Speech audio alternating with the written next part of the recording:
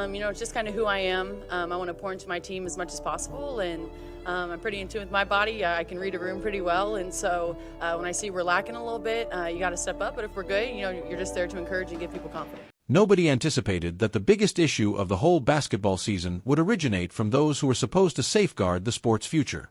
Caitlin Clark wasn't only drafted to play basketball when she initially came to Indiana.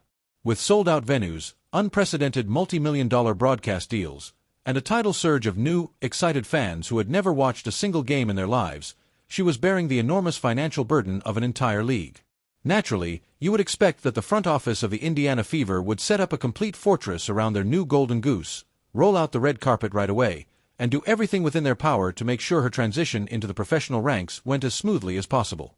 Rather it being a welcome party, what actually transpired over the next few harrowing months appeared to be a deliberate slow-motion sabotage that left everyone in the sports world dumbfounded.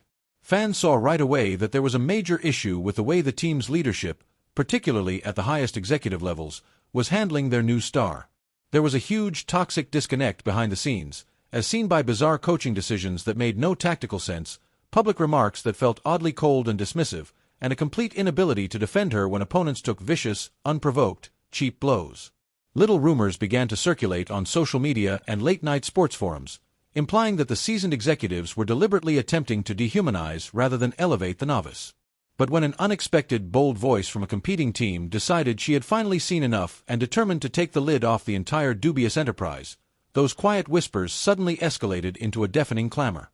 In the end, it took a fiercely competitive opponent to reveal the pervasive decay occurring within Indiana's own home. And the whole sports world was rocked by what she audaciously disclosed. However, a detailed examination of the indisputable pattern of disrespect that began as soon as draft night concluded is necessary to fully comprehend the scope of this strange treachery. From the season's first hint, the first indications of internal conflict were blatantly evident, leaving viewers perplexed. The Indiana Fever's coaching staff and upper management appeared completely committed to treating her more like a huge problem they had to deal with than as a generational franchise-altering talent, while the mainstream media was busy crowning the new queen of the court and celebrating the insane television ratings. Devoted supporters looked on in complete shock, as head coach Christy Sides consistently made perplexing rotational decisions, withdrawing her top player during crucial scoring runs and putting in place slow, grinding strategies that totally negated the fast-paced, deep shooting style that had made Clark famous. It didn't seem like typical rookie growing pains. Rather, it appeared to be quite deliberate. It was almost as though the playbook was meant to cause her difficulties. Every time the youngster got going and the audience stood up, an unexpected timeout was called or an odd substitute was made that stopped the offensive momentum in its tracks. Veteran players were continuously used in the offense since they were unable to keep up with the rookie's speed, making the greatest college point guard in history stand like a glorified decoy in the corner. The coaching staff's responses to questions from media regarding these dubious tactics were consistently dismissive and full of patronizing comments about how she needed to learn the professional game and earn her stripes. It felt far more like an aggressive hazing ritual supported by the highest levels of the corporation than a basketball plan. However, the offensive end of the floor's tactical incompetence was just the beginning of this drama. The horrifying physical targeting on the court sparked the genuine, indisputable indignation. During games, opposing players were virtually pursuing her.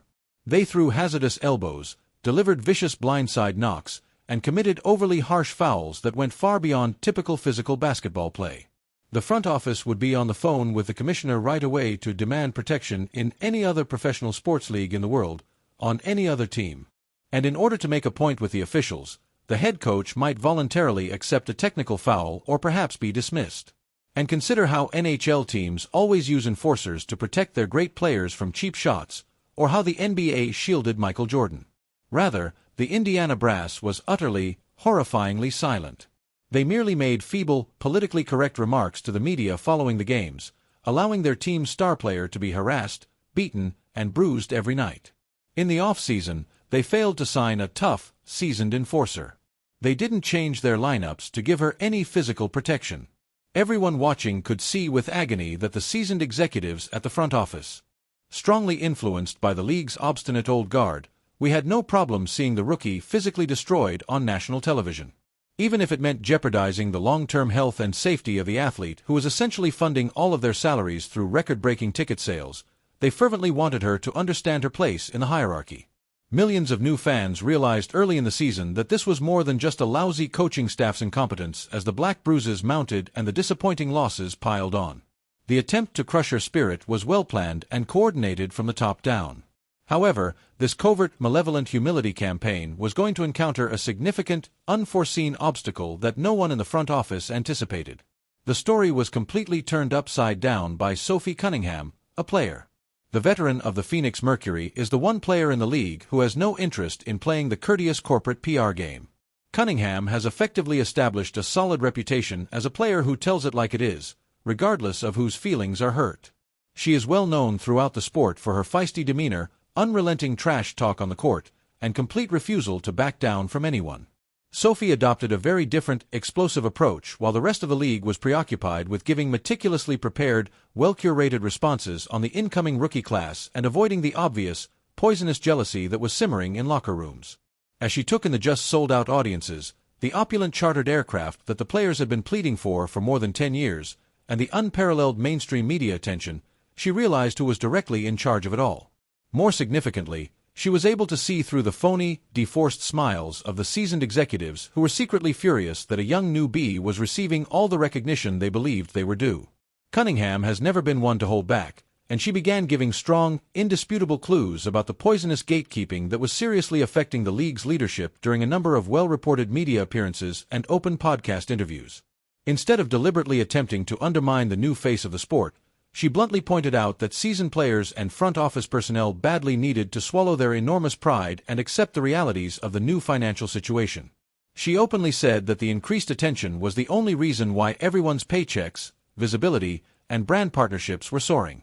She claimed that the overwhelming resentment she was seeing was not only pitiful but also extremely detrimental to business. Even if she didn't immediately name individual CEOs, anyone who paid close attention could tell who she was going after. She was watching the same game tape that the enraged supporters were. She observed Indiana's conspicuous absence of a physical enforcer. She observed the perplexing, deceptive statements made by the Fever president and front desk employees, who appear to be far more focused on safeguarding the delicate sentiments of league veterans than creating a successful, dominant culture around their own prodigy. The sports world was greatly affected by Sophie's unreserved, direct position since it at last confirmed what the fans had been yelling at their TVs for months. She exposed the unpleasant reality that deeply ingrained jealousy was actively influencing front office choices, shattering the myth that the WNBA was a flawlessly cohesive sisterhood. However, making strong allusions on podcasts was just the start of the storm. When the private executive club's unwritten rules were eventually hauled kicking and screaming into the open, the true catastrophic explosion occurred. When the gloomy behind-the-scenes realities of the Indiana front office began to heavily leak into the public sphere, the enormous stress reached a boiling point. Rumors quickly spread that the president of Fever and her top executives were suddenly under tremendous internal pressure, not just from the millions of irate fans, but also from the terrifying realization that their antiquated, obstinate methods were actively harming a recently established billion-dollar brand. Cunningham's frank remarks served as the ideal spark, encouraging courageous team employees and insiders to begin whispering to reporters about the actual, repulsive nature of the organization's internal politics. It was ruthlessly revealed that management was allegedly putting the fragile egos of longtime league officials and veteran players ahead of their star rookies' real success and safety.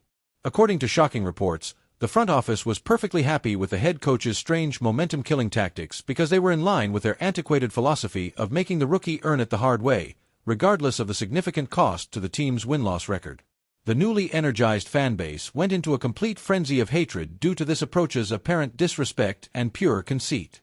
People were enraged, and for good reason. After investing their hard-earned money on costly season tickets, thousands of shirts, and cross-country trips, they soon discovered that the team's president appeared to be supporting an extremely unpleasant work environment for the very player they had all come to see. The internet investigators got to work right away, retrieving old, deleted statements, closely examining body language during post-game press conferences, and emphasizing the obvious, intolerable lack of public support from the top brass whenever issue arose. Each and every time a cheap, vicious shot goes completely unpunished on the court. Each time, in the last seconds of a close game, a dreadful, isolation-heavy plan was drawn